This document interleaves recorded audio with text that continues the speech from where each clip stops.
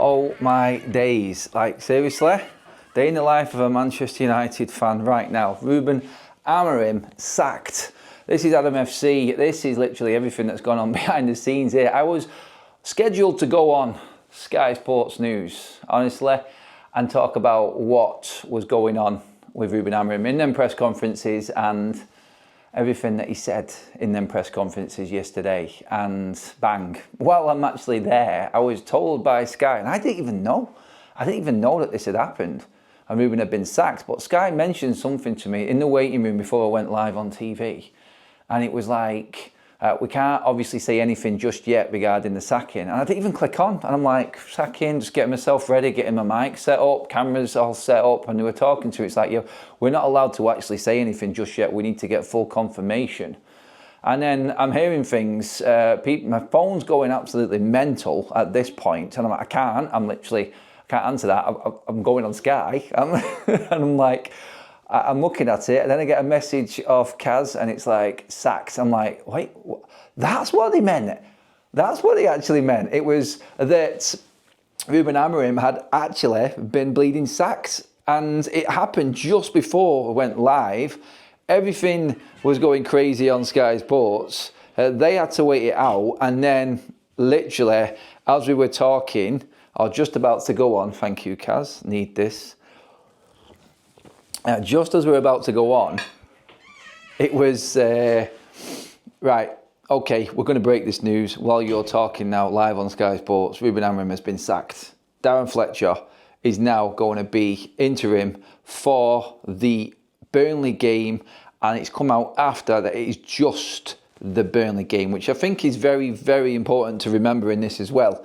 Manchester United have made this call and have said that this will give the club the best opportunity of the highest position, or best position we could finish in this season. Along them lines, the fallout from this has been absolutely massive. Like, from Ruben on Friday, probably knowing that he's sacked, I'm guessing, to this, wow, this is massive. This is major, major breaking news, this. And literally sat there this morning, just waiting to go on Sky, not even paying attention to what was going on. And bang, Ruben's gone. It's absolutely crazy. You can't write it with United, honestly. And I'm then answering questions on Sky, and I'm flummoxed. And I'm like, where do we go from here? I've not even had a chance to digest this. I'm actually on national TV, and we're talking about who comes next. And they're asking me, right, this manager's available, that manager's available, which way do we go? We've got Jamie O'Hara saying that United need to put in a manager like Kieran McKenna, do like what Chelsea are doing. This is the way that football's going now, and we've got to put in head coaches instead of managers. And then you start to think in your head, and you're trying to process everything. I'm like, what did I say this morning?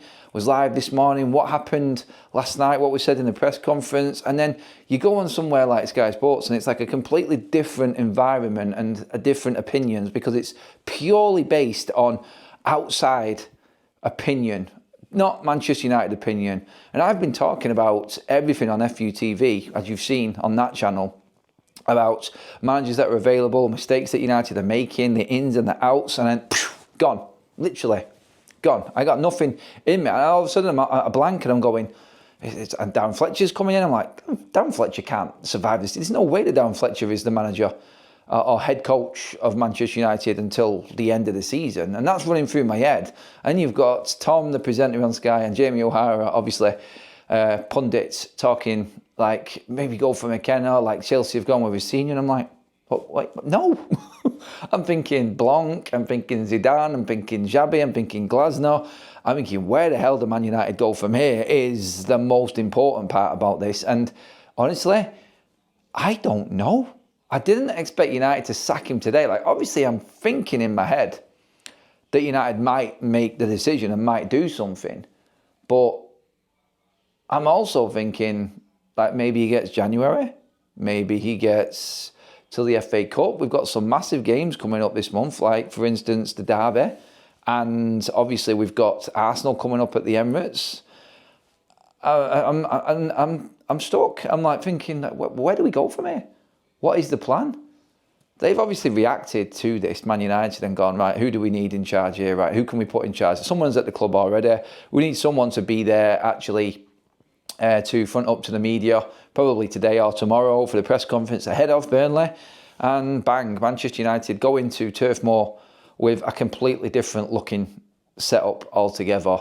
But past that, you start to worry, like Fletcher's just started coaching the under-18s. He is nowhere near good enough. But then the club come out and announce that. So that's what we're talking about now as well. And then you think, wow, okay, who's next? And I'm like, I actually don't know. Go out, force the hand of Crystal Palace.